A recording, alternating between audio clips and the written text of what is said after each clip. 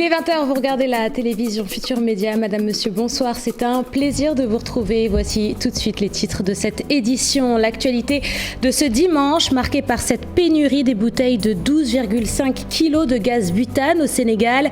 D'après le distributeur Total, les bouteilles ne répondent plus aux normes de sécurité.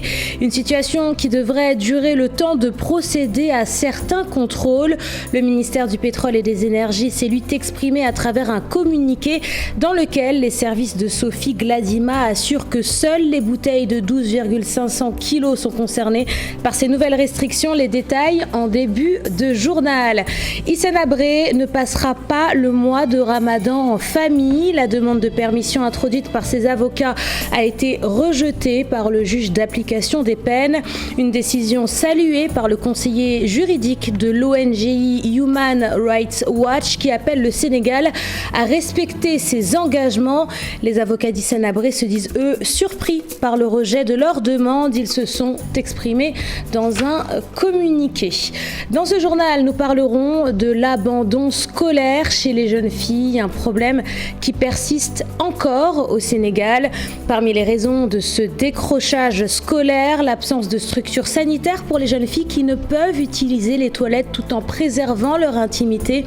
Dans la région de Thiès, la situation semble cependant en phase d'amélioration puisque l'inspection d'académie et le service d'hygiène ont décidé de prendre les choses en main avec le lancement d'un programme de formation.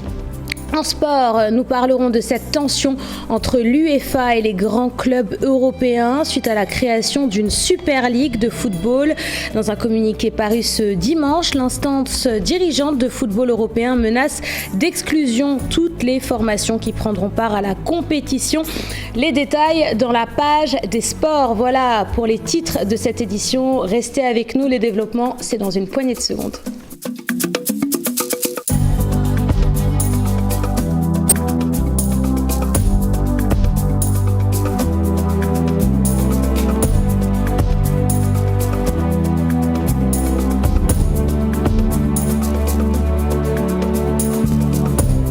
Bienvenue à tous et merci de vous informer sur la télévision Futur Média. Pénurie de la bouteille de gaz de 12,5 kg au Sénégal.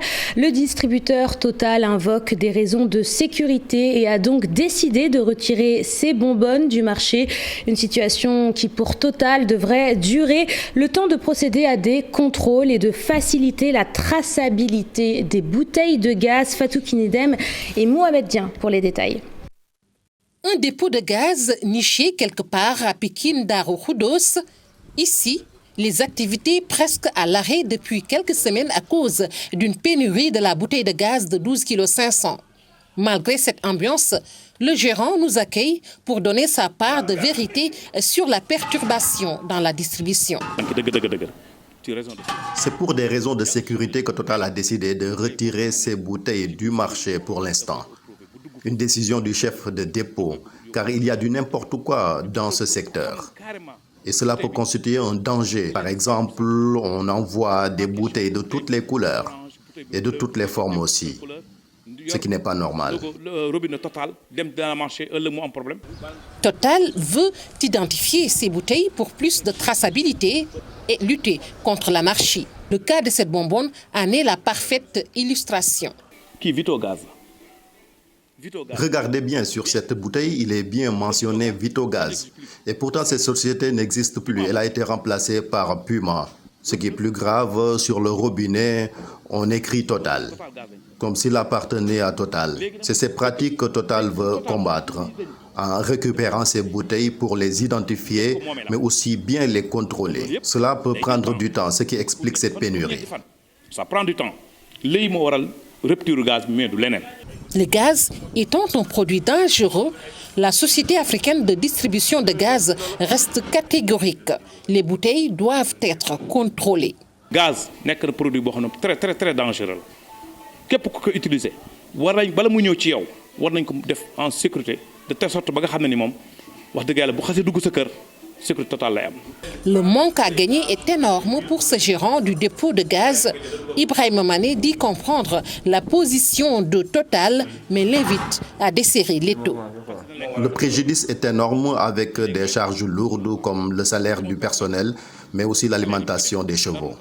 Les consommateurs doivent encore garder leur mal en patience en attendant que Total mette de l'ordre dans l'utilisation de ces bouteilles de 12 kilos.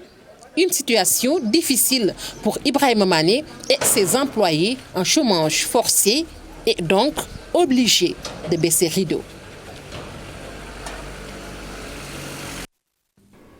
Et puis, dans un communiqué, le ministère du Pétrole et des Énergies informe qu'il n'y a pas de pénurie de gaz butane au Sénégal. Les services de Sophie Gladima rappellent qu'à la date du 16 avril 2021, plus de 8700 tonnes de gaz correspondant à 16 jours de consommation sont stockées au niveau des centres emplisseurs. Devant la profusion de bouteilles de 12 kg 500 non identifiées sur le marché, le ministère du Pétrole et des Énergies, pour des raisons de sécurité, a jugé nécessaire d'interdire tout embouteillage ne respectant pas les normes de sécurité afin de préserver les citoyens et éliminer tout risque que présente une telle pratique. Nous rappelons que ces bouteilles de 12 kg 500, toujours d'après ce communiqué, ne représentent que 4% de la demande en gaz butane. Les services concernés ont pris toutes les mesures nécessaires pour continuer à sécuriser l'approvisionnement du marché suivant les normes et les mesures sécuritaires nécessaires. Toujours dans cette affaire de bouteilles de gaz, l'ancien ministre de l'Environnement dénonce une tentative de manipulation orchestrée par des lobbies qui, selon lui, gagnent des milliards de francs CFA grâce à l'importation de vieilles bouteilles de gaz. D'après le politicien, le ministère de l'Énergie a pris la bonne décision en régulant la vente de certains types de bouteilles. Je vous propose de l'écouter, il est au micro de Chérif Dia. À partir du mois de décembre, il y a eu 183 300 et quelques tonnes de gaz, toutes bouteilles confondues. Toutes ces bouteilles-là, il y en a qui sont contrôlées, qui passent par les circuits réglementaires. Le fait d'enlever cette bouteille, qui ne fait que 7 341 tonnes sur les 183 000, est-ce que logiquement ça peut créer une pénurie? Et quand la bouteille est remplie, mais le gaz n'est pas perdu, le gaz ne part pas avec la bouteille, le gaz reste et on peut remplir d'autres bouteilles qui ne sont pas de 12,5 kg ou bien qui ne répondent pas aux normes. Donc vous voyez la manipulation. Comment est-ce que c'est facile de parler comme ça? Vous dites, oui, 12 bouteilles de 12 kg supprimées, pénurie de gaz, suppression d'emploi. Vraiment, c'est du n'importe quoi. Ils sont en train de manipuler les gens pour permettre à ce que le ministère ferme les yeux pour que cette bouteille-là, qui enrichit des gens parce que c'est une opération de milliards, puisse circuler. Il y a un problème très sérieux dans ce pays parce que nous sommes assis sur une bombe. Tous ces gens qui sont des concessionnaires de gaz, allez visiter pour voir quelles sont les entités qui sont en règle par rapport aux normes de conservation du gaz et par rapport à la réglementation.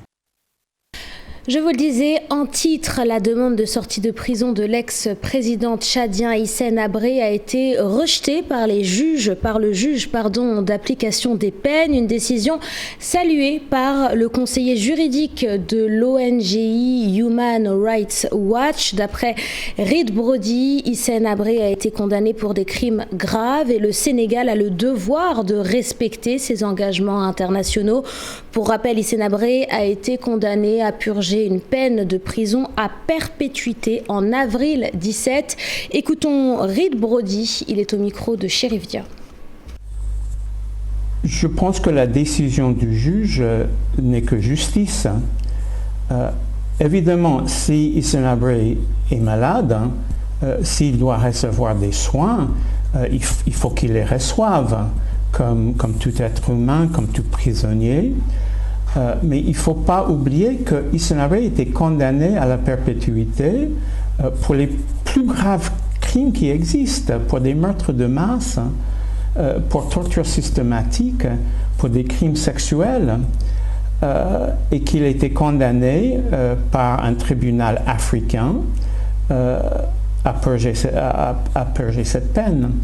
Et récemment, les Nations Unies, 4 rapporteurs des Nations Unies ont rappelé au Sénégal que c'est une obligation de garder en prison quelqu'un qui a commis ce genre de crime, qu'une libération ou même temporaire serait contre non seulement les statuts des chambres africaines extraordinaires, mais les obligations du Sénégal.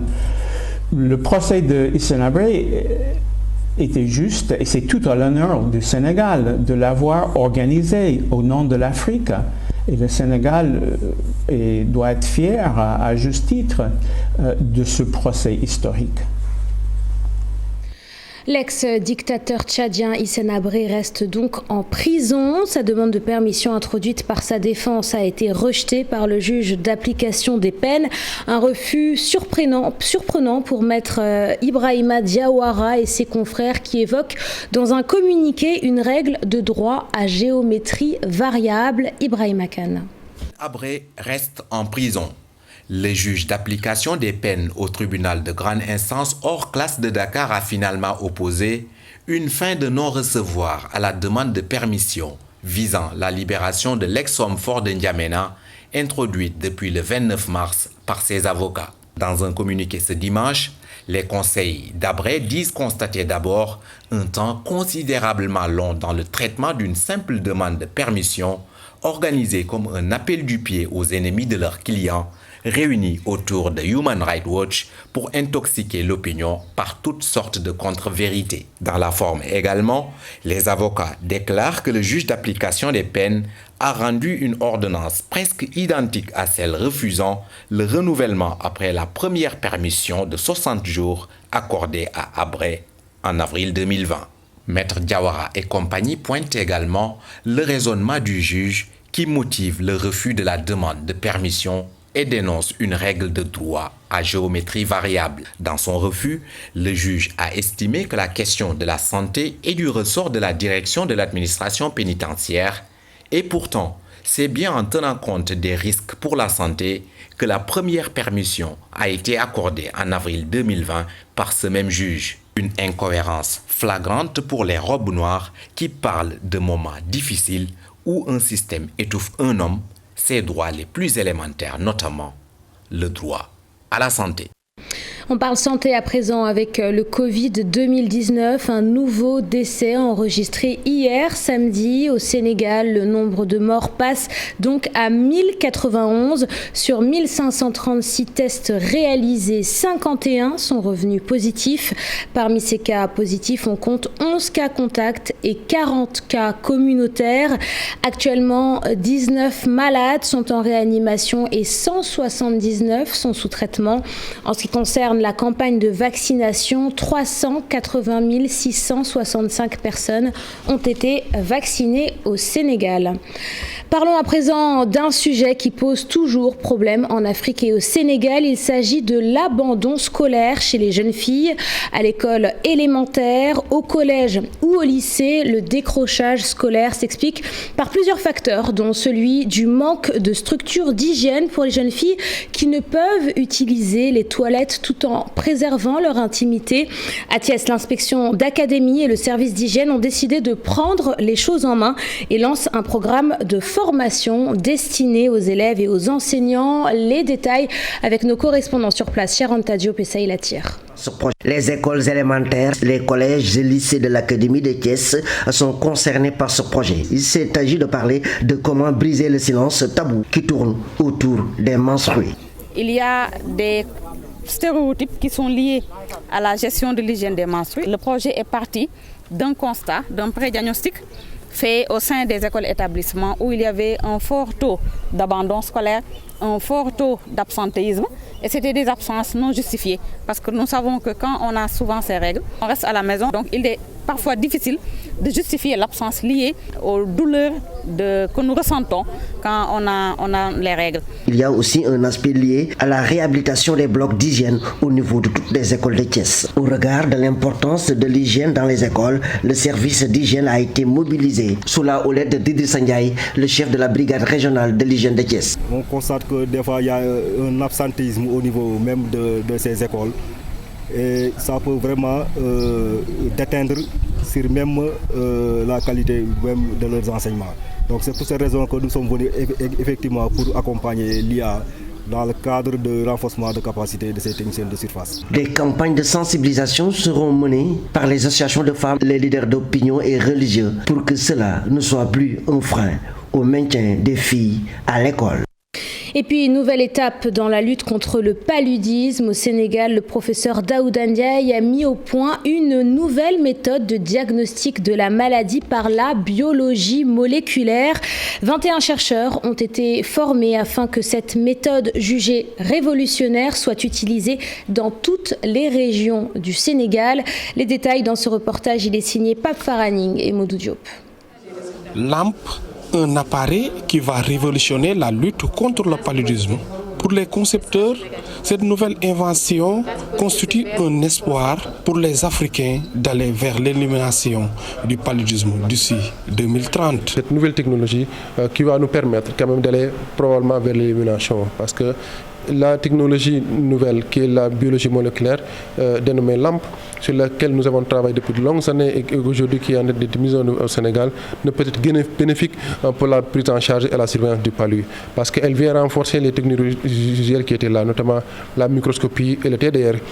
Loop Mediated Isothermal Amplification va permettre de diagnostiquer les parasites liés au paludisme qui ne sont pas visibles à partir des technologies anciennes. Une invention du Sénégal à travers le professeur Daouda et qui permettrait de pouvoir faire le diagnostic des paludismes qui ne sont pas visibles par les technologies anciennes. Et cette technologie qui est dénommée LAMP est une technologie de biologie moléculaire qui permet, quelle que soit la parasitémie, de pouvoir détecter les cas de paludisme. Une invention du Sénégalais, le professeur Daouda Ndiaye, qui était aussi le concepteur du test immunogène malaria. Nous allons suivre les premières installations qui auront lieu dans la région de Thiès.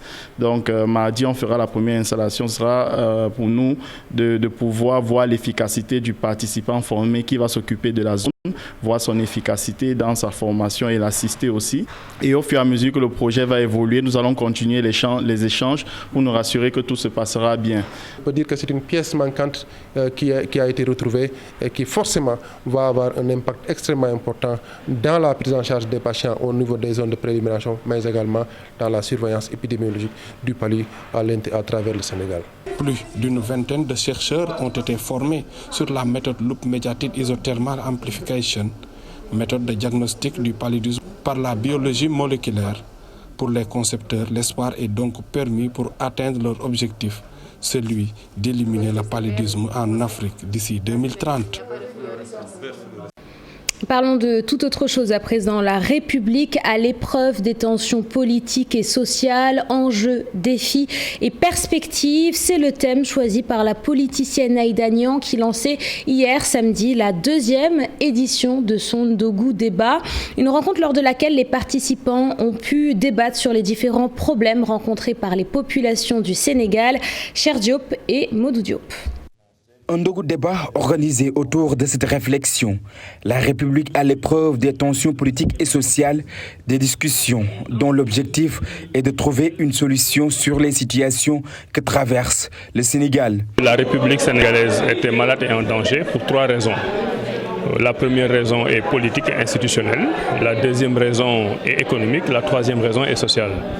Alors elle est malade du point de vue institutionnel et politique parce que ce n'est pas notre République. Ce n'est pas notre République des valeurs. Ce n'est pas la République de notre société et de notre culture. C'est une République importée. Au cours de ces échanges, plusieurs problématiques ont été soulevées. Il urge, selon les participants, l'organisation d'un débat national. Nous avons 61 ans d'indépendance. La question est de savoir est-ce que nous devons continuer à patauger dans cette République dont les institutions et la vision économique ne vont jamais nous donner un développement, ou bien est-ce que nous devons nous arrêter à un moment donné pour réfléchir par nous-mêmes et avoir des solutions. Je pense que c'est un gros débat national qui doit avoir lieu pour qu'on sache si on continue comme ça en continuant à patauger ou bien si on doit rebattre les cartes et essayer d'aller de l'avant. La jeunesse a son rôle à jouer pour l'atteinte de l'émergence. Parlons des jeunes et nous pouvons avoir des divergences, des visions différentes, mais quoi qu'il advienne, nous restons des citoyens sénégalais. Il faut que la jeunesse comprenne que l'heure est à la convergence d'idées et non à la divergence. au moment où on parle du pétrole au Sénégal, au moment où on nous voit comme un pays en voie de développement, je pense que la jeunesse a un rôle central à jouer dans cette situation particulière. La République à l'épreuve des tensions politiques et sociales, enjeux, défis et perspectives est le thème choisi pour cette deuxième rencontre. La série théâtrale Mbaline Kumba suspendue après discussion entre le CNRA et le producteur de la série. Une décision qui s'explique par l'histoire du personnage principal qui s'inspire de la jeune Adji Sarr au cœur de l'actualité suite à sa plainte pour viol contre le politicien Ousmane Sonko. Il y a quelques jours, la diffusion de la bande-annonce de la série sur les réseaux sociaux a suscité un véritable tollé. Plus d'explications, c'est avec Habib Faye et Ababakar Kamara. 300 000 yi bu ma ko yóbboo ca jàkka ja ni leen ajee leen ko jox wallahi sama martaama fa lay daanoo. C'est officiel, la série Mbaline Kumba, dont l'actrice principale fait référence à Adji Sarr, est arrêtée. Elle ne sera pas diffusée à la télévision. Décision du producteur et du scénariste après leur rencontre avec le CNRA. L'objectif de la série n'est pas de créer des tensions dans ce pays. Que non, malheureusement, des gens sont allés trop vite en besogne. On ne retrace pas la vie de Adji Sarr. Nous, on éveille des consciences. Nous allons arrêter la série pour nous conformer à vos vues, parce que nous savons que vous voulez aider cette société-là. Refaire la série Adji Sarr pour qu'elle puisse revenir avec une bonne perception est l'objectif. Nous allons repenser la série. Avant que ça n'arrive même à mon niveau ici au CNRA, Aziz sera en contact avec mon jeune frère, le directeur de la cinématographie, Germain Colli. Nous allons accompagner les acteurs afin qu'ils reprennent cette série. Cela pour ne pas choquer les Sénégalais. Suite à de nombreuses plaintes reçues sur la table, en ce mois de Ramadan, intéressons-nous à ces travailleurs qui exercent des métiers physiques. Dans le quartier de Niaritali, la rédaction a rencontré des menuisiers qui travaillent dans le métal. Malgré le jeûne qu'ils respectent scrupuleusement, ces travailleurs avouent rencontrer des difficultés dans l'exercice de leur métier. Fatigue, manque d'énergie. Selon eux, disposer de moyens de travail plus modernes leur permettrait de fournir moins d'efforts. Suivons ensemble ce reportage. Il est signé Fatimata Touré et Younous Diata. De la sueur sur le front, un bruit assourdissant nous accueille. Nous sommes à Niaritali, dans un atelier de menuiserie métallique. Sur place, des jeunes s'activent pleinement en ce début de Ramadan. Une activité pénible qui demande beaucoup d'énergie, nous disent nos interlocuteurs qui observent scrupuleusement le jeûne. Ça demande beaucoup de solidité, effort pour maintenir le même rythme par rapport avant le mois du Ramadan. Autre atelier de menuiserie, même constat. Des jeunes s'activent autour du bois. Le travail est éprouvant avec le jeûne, nous dit-on, mais la conjoncture n'offre pas d'alternative.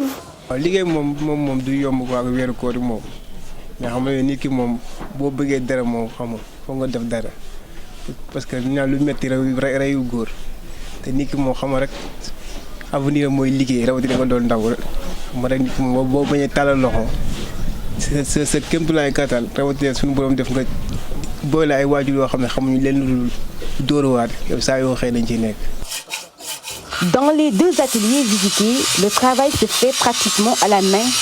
Situation qui rend beaucoup plus difficile le travail. waaw suñu liggéey métti na trop parce que yàlla dafa dogal fi nekk ay menuisiers yu ndaw yi taxale yoruñu machine xam nga yu bëri yoruñu ko wàllum jumtukaay lu ci ëpp ay loxo lañ koy liggéeyee des fois dañuy yenu bant yi dem ba machine ba xam nga liggéey lu ñu liggéey yéen waat bant bi indiwaat des fois yooyu rek ay effort yoo xamante ni foog nga jaan dëgg pour def ko. soxla lañ tamit ay taxawu quoi parce que des fois dañuy am ay problème matériel xam nga loolu mooy suñu ba pare ay pour gagner ay chantier yu mag déjà loolu rek problème la aussi parce que ñu ay jeunes lañu ay bañkat lañu comprendre nga voilà te amuñu tamit lu dul suñu réew quoi.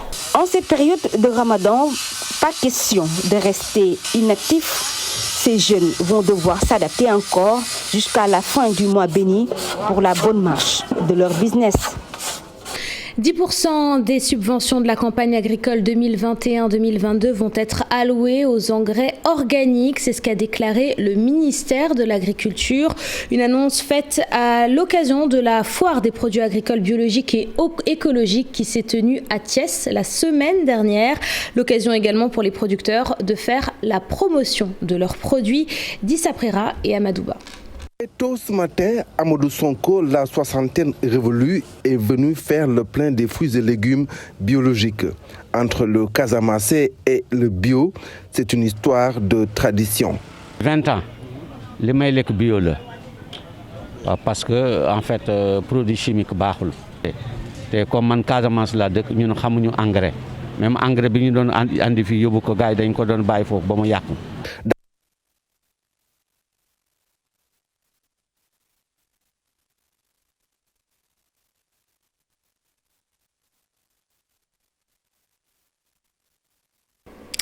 Et veuillez nous excuser pour ce problème technique, un reportage que nous aurons sans doute l'occasion de reporter dans nos prochaines éditions. Bonne nouvelle pour l'ancien président de l'Association internationale des fédérations d'athlétisme, Lamine Diack, condamné à 4 ans de prison, dont 2 ans avec sursis. Ce samedi, le Djaraf de Dakar s'est engagé à payer une caution de 500 000 €, soit 327 millions de francs CFA, à la justice française. Lamine Diack va donc pouvoir quitter le territoire français afin de célébrer la fête de la Korité en compagnie de sa famille. Écoutons à ce propos Amadou Gakou. Il est recordman du 400 mètres au Sénégal et ami proche de Lamine Diack. Ses propos sont recueillis par Pape Faraning.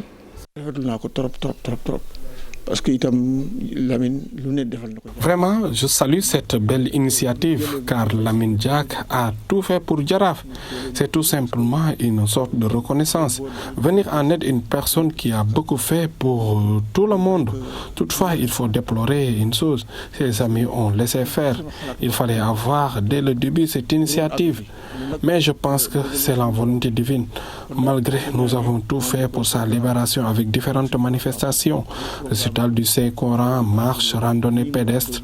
Mais Dieu merci avec cette coïncidence du mois béni du Ramadan. Vous savez, Lamine avait octroyé aussi le terrain à l'ASC Djaraf. Et s'il est dans des difficultés, c'est bien vraiment de penser à lui. Nous espérons qu'il va passer la Korité avec nous. Il est difficile de ne pas voir un individu qui n'a pas eu le soutien de Lamine Diack. C'était un homme très généreux et vraiment, nous remercions le bon Dieu. Franchement, je vous le disais, en titre à l'international, la création d'une Super Ligue de football crée une vive tension entre l'UEFA et les grands clubs européens qui envisagent de participer à la compétition. Dans un communiqué paru ce dimanche, l'instance dirigeante du football européen menace d'exclusion toutes ces formations des compétitions nationales et internationales. On fait le point avec Chertidiane Diao. Qui a l'effet d'une bombe. La création d'une Super Ligue européenne a fait sortir l'UEFA de ses gonds. En effet, plusieurs médias ont fait état ce dimanche de l'officialisation de ce projet d'une ligue privée très lucrative. Un projet qui verra la participation des plus grands clubs du monde, à l'image du Real, du Barça, de l'Atlético de Madrid en Espagne. En Angleterre, on annonce Liverpool, Manchester United, Manchester City, Chelsea et Tottenham. En Italie, la Juventus, l'Inter Milan et le Milan AC. L'instance dirigeante du football européen n'a pas tardé à réagir à travers un communiqué très virulent. L'UEFA soutient qu'il va priver tout club participant à cette Super Ligue de compétition nationale et les joueurs de ces clubs se verront refuser de disputer les compétitions internationales avec leur sélection. En guise d'exemple, si Liverpool maintient sa décision d'y participer, on ne verra pas de sitôt Sadio Mané sous les couleurs du Sénégal. L'UEFA a remercié les clubs français et allemands qui ont pour le moment refusé de s'engager sur cette voie. Rappelons que sur ce coup, la FIFA soutient l'UEFA dans ce combat. Merci Chertidiane Diao. C'est la fin de cette édition. Merci de l'avoir suivi. Merci de votre fidélité. Je vous souhaite de passer une excellente soirée et je vous donne rendez-vous vendredi prochain à 20h pour un nouveau journal avec moi. Excellente suite des programmes sur la télévision Futur Média.